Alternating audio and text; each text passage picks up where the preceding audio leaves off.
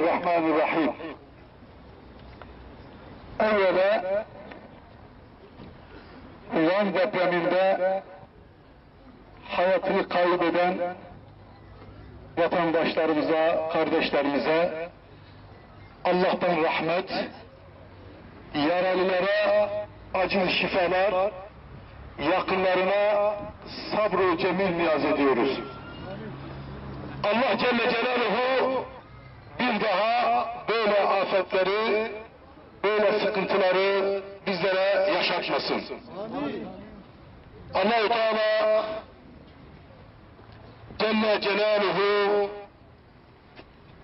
hepimizi, bütün Müslümanları, bütün inananları bu türlü afetlerden muhafaza eylesin. Amin.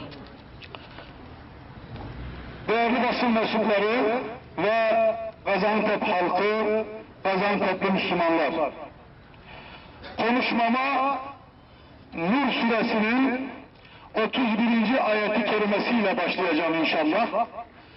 Konumuz örtü, başörtüsü, tesettür hakkında. Rabbimiz bakalım Allah Celle Celaluhu ayet-i kerimede ne buyuruyor? Bismillahirrahmanirrahim. Mümin kadınlara da söyle, gözlerini bakılması yasak olan, gözlerini bakılması yasak olandan çevirsinler. İffetlerini korusunlar. Süslerini kendiliğinden görünen kısmı müstesna açmasınlar. Baş örtülerini yakalarının üzerine sarsınlar. Süslerini kocaları veya babaları veya kayınbiraderleri, kayınpederleri veya oğulları veya kocalarının oğulları veya kardeşleri veya erkek kardeşlerinin oğulları veya kız kardeşlerinin oğulları veya Müslüman kadınların veya cariyeleri veya erkekliği kalmamış hizmetçiler ya da kadınların mahrem yerlerini henüz anlamayan çocuklardan başkasına göstermesinler diyor. Gizledikleri süslerin bilinmesi için ayaklarını yere vurmasınlar. Ey inananlar! Saadete ermeniz için hepiniz tövbe ederek Allah'ın hükmüne dönün. Allah'ın hükmüne boyun eğin buyuruyor Rabbimiz Allah Celle Celaluhu yüce kitabı Kur'an-ı Kerim'inde.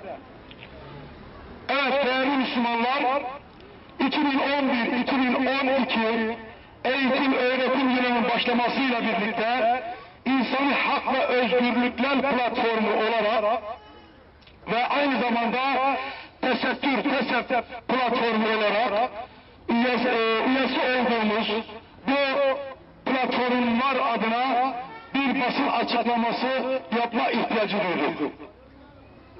Tüm derneklerde olduğu gibi Gaziantep'te de bulunan platform üyesi derneklerde de eğitim öğretim yılının başlaması ile birlikte okullarına inançlarından dolayı örtünerek girmek isteyen kimi öğrenciler okullardan zorla çıkartılarak eğitim ve öğretim haklarının engellendiği noktasında başvurularda bulundular bizlere.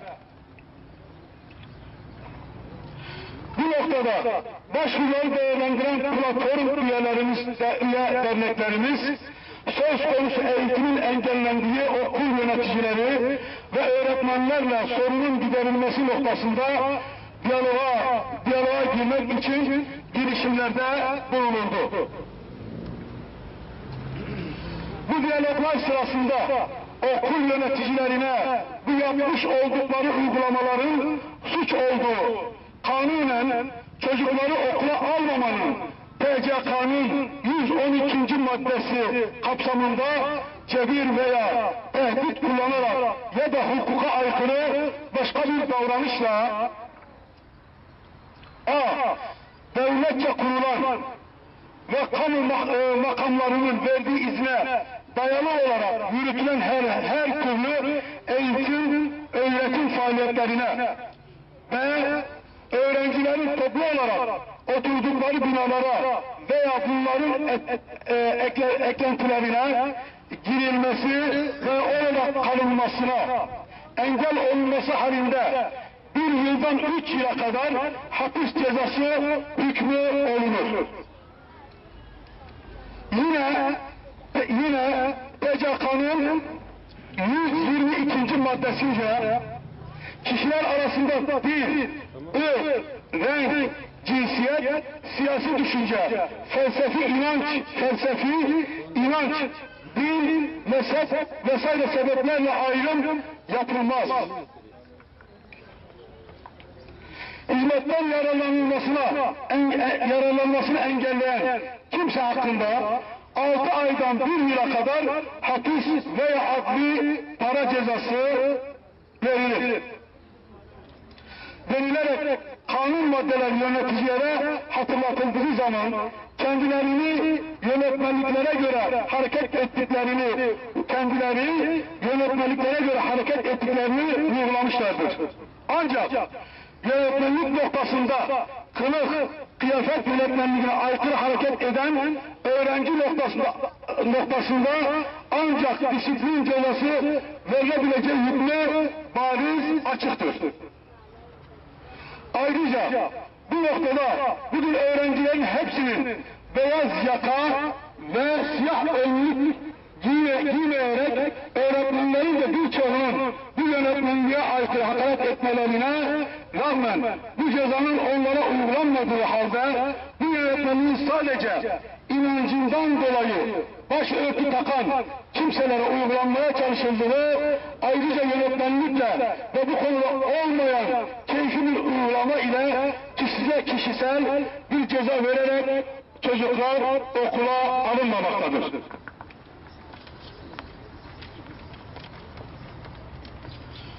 Okul yönetimi bu durum hatırlatıldığında kendilerine üst merciler tarafından bu şekilde okula gelen öğrencileri, yani başı örtülü olarak okula gelen öğrenciler okula alınmaması noktasında talimat verildiğini beyan ettiler.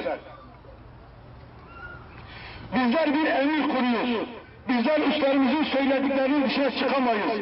Bugün bu kanunu uygulamaya kalkarsak işimizden atılma tehlikesiyle karşı karşıyayız. Hatta bir memur arkadaşım bu yaştan sonra ben işimden atılırsam inşaatlarda çalışmaya gidemem, inşaat işini yapamam dediği tespit edilmiştir.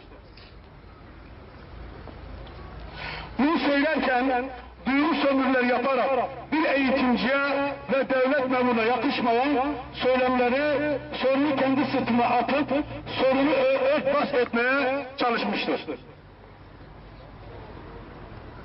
Aileler kanun yönetmenliğine göre bizler suç işliyorsak bize karşı nasıl ki aileler kanun yönetmenliğine göre bizler suç işliyorsak, bize karşı nasıl ki tutanak tutma yönüne gidiyorsanız, okul yönetimi suç işliyorsa da onlara karşı işlem başlatın deyince bazı polis memurları, öğrenci aileleri ve öğrenciler üzerine kişisel özgür bir şekilde inancını yaşaması hakkında aykırı olarak açınız başınızı, bu sorun bitsin diyerek sözü kanunen suç olan bir çözüm üretmeye çalışmışlardır. Bu konuda mağdur ailelerin ısrarı ile durum Cumhuriyet Başsavcılığına iletilmiştir. İşte bu yönüyle yargıya taşınmıştır. Ancak halen öğrencilerin mağduriyetleri bitmemiştir. Başörtüsü hakkı engellenemez. Başörtüsü hakkı engellenemez. Sorunları çözmediğini gören platform üyesi dernek yöneticilerimiz ve dernek avukatlarımız kanunu ve yönetmenliği hatırlatmak ve bu mağduriyetler hakkında Kaymakamlık ve Şahinbey İlçe Eğitim Müdürü ile görüşme talebinde bulunmuşlardır. Ancak toplantıdayız. Toplantı bitince görüşülecek denmesine rağmen avukat ve yöneticilerimiz mesai bitimine kadar bekleyip mesai bitiminde yine görüşmek üzere bir girişimde bulununca toplantı ancak şu ana kadar uygulama bu şekilde yorumlanmasına sebep olmuş, şu an böyle yorumlanıyor dedi. Bizler kanunun açık olduğunu ve yoruma yer vermediğini uygulamasını talep ettiğimizde bizlere bu kanunu uygularsam yarın biri de gelir dedi. Neyle gelir dedi? Biri de gelir, sarhoş gelir.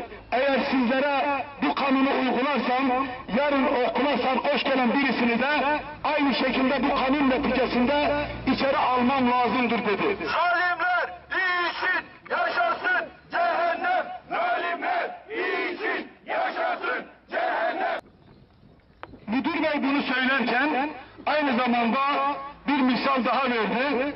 Birisi de eli bıçaklı gelirse onu da aynı şekilde içeri alın diye bir misal getirerek bizi teşvik etti. Tekbir! Allahu Ekber! Tekbir! Allahu Ekber! Tekbir! Allahu Ekber! Eğitim hakkımız söke söke alırız. Eğitim hakkımız söke söke alırız. Evet, bu durum müdür bey nasıl olur da sen başörtüsüyle bir sarhoşun durumunu aynı kefeye konursun dendiğinde müdür bey şöyle bir şeyde bulundu. Bizler emir kuruyoruz. Ancak bu yasaları, bu kanunları uygularız. Gidin benim hakkımda suç duyurusunda bulunun, savcılığa gidin, gidin bizi nereye şikayet ederseniz edin diye bize farklı bir tavır takındı.